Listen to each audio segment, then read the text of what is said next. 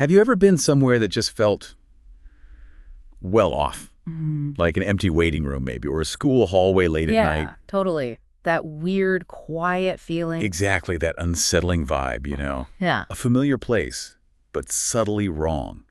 Now imagine that feeling, cranked way up, stretched out into this endless, surreal maze. And that's basically the Backrooms. That's the core of it, yeah. This huge online phenomenon. It's become like a classic example of the whole liminal space thing. It's kind of amazing how such a simple idea just exploded. And it really connects a lot of dots for people interested in, well, stuff like internet folklore, creepypasta, Oh, yeah, definitely. the psychology of fear, liminal spaces themselves, existential horror, even theories about, like, alternate realities. The Backrooms is right there in the middle of all that. Totally, and that's exactly what we're going to dive into today. We want to explore, where did this thing actually come from? Right, the origins. How did it grow and change? What are the core ideas, like the levels and these entities people talk about? And maybe most importantly, why does it hit so hard psychologically? What's the appeal? Yeah. What is it about endless yellow rooms and buzzing lights that just gets under your skin? Well, we've got some good sources to help us unpack that. We're looking at an analysis that really digs into the phenomenon itself, its impact online, Okay.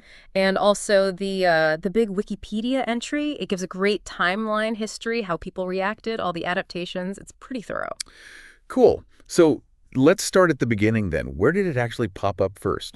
Seems like it had pretty humble beginnings back in, May 2019. That's right. On 4chan, specifically the X board, the one for paranormal stuff, weird mysteries. Right. Someone just posted asking for disquieting images that just feel off. Pretty simple request, really. And someone Or replied it's- with the photo, right? The one that started it all. Exactly. And the photo itself, it's interesting because it's not overtly terrifying. It's just a large, carpeted room, yellowish wallpaper, fluorescent lights, some partitions, kind of bland almost. Empty. Yeah, empty and a bit dated looking. It actually turned out later, people figured out it was a picture taken inside a Hobbytown store in Wisconsin during renovations. No way. A hobby town. Yeah, just a normal place being redone. Wow. Okay, so the picture appears. Then what? Then, the next day, May 13th, another anonymous user responds to that image. And this is the key moment. This is where the Backrooms concept is born. The description. Yes, they coined the name Backrooms and gave this incredibly atmospheric description. It's worth hearing, actually. Go for it. It went something like, if you're not careful and you no-clip out of reality in the wrong areas, you'll end up in the Backrooms. No clip like in video games going through walls. Exactly, that glitchy idea where it's nothing but the stink of old moist carpet, the madness of mono yellow, the endless background noise of fluorescent lights at maximum humbuzz. Ugh, you can almost smell and hear it. Right. And approximately 600 million square miles of randomly segmented empty rooms to be trapped in. 600 million square miles. That scale is just... Wow. It's immense. And then the kicker, God save you if you hear something wandering around nearby, because it sure as hell has heard you. chilling, just like that. It sets up everything. The atmosphere, the scale, the isolation, the unseen threat. Absolutely. It hits multiple senses, the smell, the color, the sound, and that vastness, coupled with the feeling you're not alone, it's potent. And that feeling, that specific mix of familiar but wrong, that's the core of liminal spaces, isn't it? You mentioned that earlier. These transitional places that feel uncanny. Wikipedia even suggests the Backrooms might have really kicked off that whole internet aesthetic. Yeah. For someone maybe not familiar, how would you quickly explain a liminal space? Sure. Think of places that are in between. Hallways, stairwells, waiting rooms, empty airports at night. Places you pass through. Exactly. They're transitional. They often feel unsettling because the usual people or activity you expect just isn't there. It creates this, suspended feeling, being stuck between states. And the Backrooms just takes that idea and runs with it infinitely. Pretty much. Stretches those familiar but empty spaces into something nightmarish. And you see how popular it is, right? That hashtag liminal spaces tag on TikTok has, nearly 100 million views. Clearly, that feeling resonates. So it starts with this one image, one description on 4chan. But it didn't just stay there. It grew, right? Became this huge collaborative thing. You compared it to the SCP Foundation. Yeah, it's a really good comparison. SCP started with a core idea, creepypasta, and then the online community just latched onto it, especially on places like Reddit. They started adding to it. Oh, yeah. They built this whole complex universe. They developed levels, different zones or environments within the Backrooms. So not just the yellow rooms. No, that original yellow carpeted place became level 0, just the starting point. People came up with all sorts of other levels, each with its own look, its own rules, its own Like dangers. what? What other kinds of levels are there? Well, you get things like level 1, which is described as more industrial, like concrete walls and pipes. Then level 2 is supposedly these dark, narrow service tunnels, Hmm. much more claustrophobic. Okay, so different flavors of unsettling. Exactly. And then you even get concepts like the habitable zone, which is level 11. It suggests maybe there are safer spots, maybe even places where people could, survive or gather. That adds another layer, doesn't it? Hope, almost, or Oh. just complexity. What do you think drives people to keep adding these different environments? I think it taps into different kinds of anxieties, maybe. Level 1's industrial feel might trigger feelings of being lost in a system. Level 2, the dark tunnels, that's more about claustrophobia, the fear of what's unseen in tight spaces. Makes sense. And the idea of a habitable zone, well, that could be about the human need for hope, for finding safety even in the worst places. It's like collective world building based on shared fears, but also a desire for some kind of refuge. And then there are the entities, right? The things Yes. supposedly living there. Right. Various creatures or beings, usually hostile, that adds the survival element, the active danger beyond just being lost. People started creating lore around how to navigate, how to avoid them, maybe even how to escape. Unwritten rules almost. It's fascinating how organic that growth is. But it also caused some splits in the community. Wikipedia mentioned that. Yeah, that happens a lot with this kind of collaborative fiction. You get the purists, like on the Our True Backrooms subreddit, who prefer the original, simpler level 0 concept, just the yellow rooms, the hum, the potential unseen threat. Keep it minimal. Exactly. Yeah. And then you have the larger Or Backrooms community, which fully embraces the expanded universe, all the levels, the entities, the complex lore. So two different approaches. Yeah, and it just shows how strong that original idea was. Strong enough to inspire all this expansion, but also specific enough that some people really want to stick to that initial vibe. But let's get back to why it works so well. Why is it so unsettling? Endless yellow rooms. It sounds almost boring, but it's not. It's deeply creepy. That's the uncanny thing, right? Mm-hmm. The uncanny valley. Usually we talk about that with robots that look almost human. How does it apply to a place? Is it just the lack of people or something more? That's a great point. It's not just that people are missing. It's that expected things are missing or wrong within a familiar setting. No exits where there should be, no clear purpose to the layout, that constant monotonous hum instead of silence or varied sounds. It breaks your expectations. Exactly. Our brains expect certain things from certain environments. When those rules are broken subtly, it creates this cognitive dissonance, this feeling of deep unease. It's almost familiar, but fundamentally wrong. Yeah, the isolation must be a huge part of it too. Oh, absolutely. The feeling of being utterly alone, disoriented, in a place that feels like it should connect back to reality but doesn't, that hits primal fears being lost, trapped, losing control. We need to know where we are, basically. Right. We need orientation. The Backrooms denies that completely. The endlessness, the sameness, the droning noise, hiding other sounds, it's designed to make you feel adrift, like reality itself is broken. And that no clipping idea, falling out of reality, it feels like, I don't know, a metaphor for those weird moments we sometimes have, like Yeah. deja vu or that glitch in the matrix feeling. That's a really sharp connection, yeah. It's like sometimes our brains catch something that doesn't fit the pattern, something slightly off in our perception. No clipping gives a name, a kind of fictional explanation to those fleeting moments of unease. Like the walls of reality are thin sometimes. Kind of, yeah. It suggests maybe the world we know isn't as solid as we think, that there's something else just out of sync. Even the color, that sickly yellow. Pace Magazine had a quote about it, calling it fungal, sickly yellow, a symbol of caution, decay, existential dread. That's powerful imagery.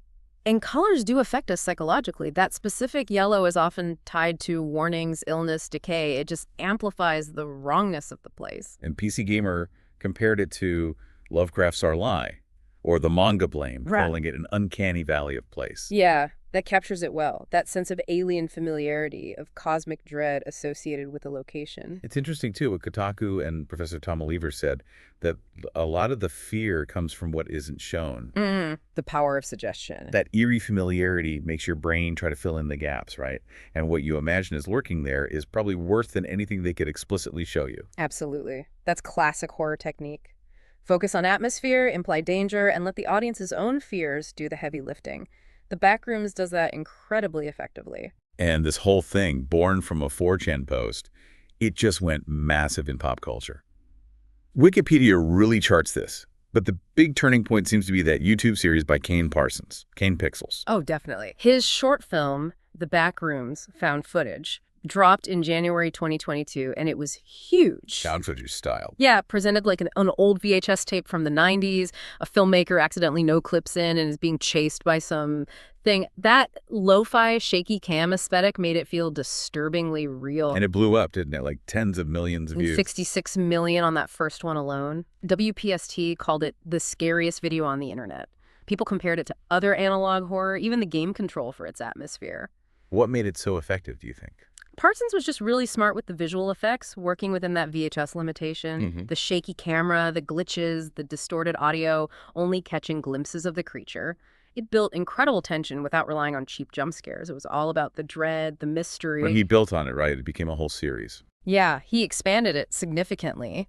Introduced lore elements like this shadowy organization called Async, who supposedly opened a portal back in the 80s and were studying the Backrooms. Oh, yeah. The whole series together has like over 188 million views now. It absolutely took the Backrooms from being this niche internet legend into the mainstream. Huge impact. Massive. He even got a creator honor at the Streamy Awards in 2022 for it.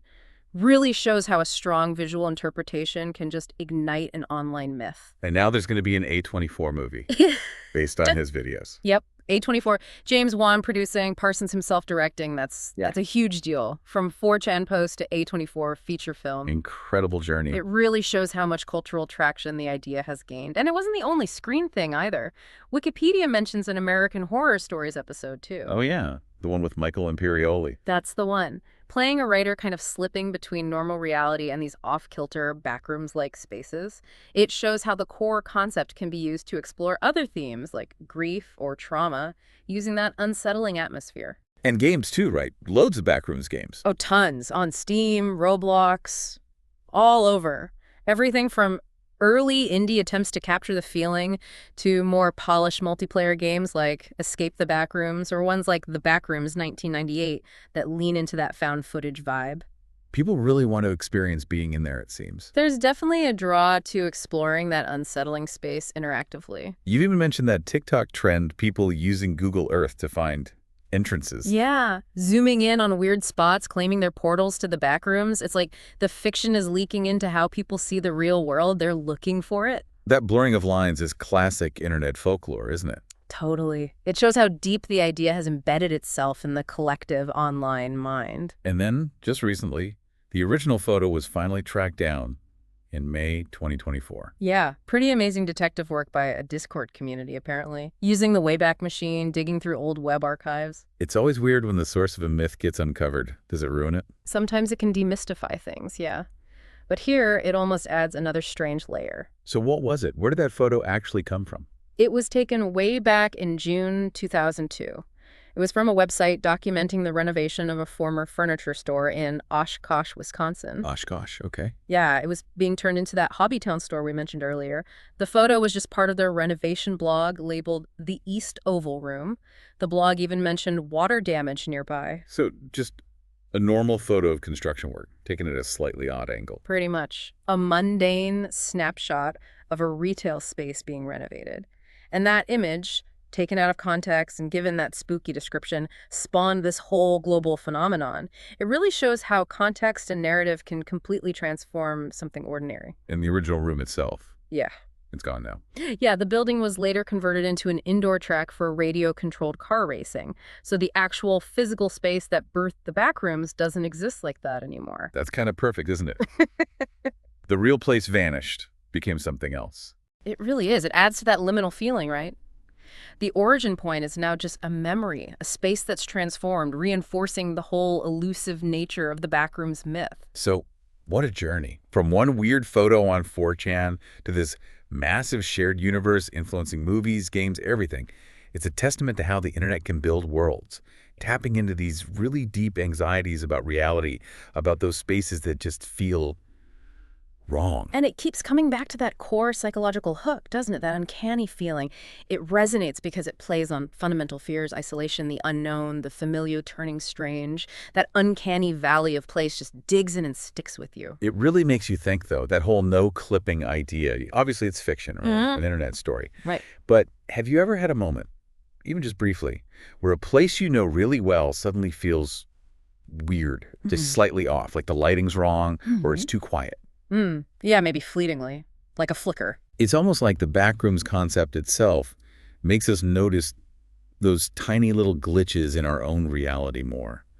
Those moments when things just don't feel quite solid. That's a fascinating thought.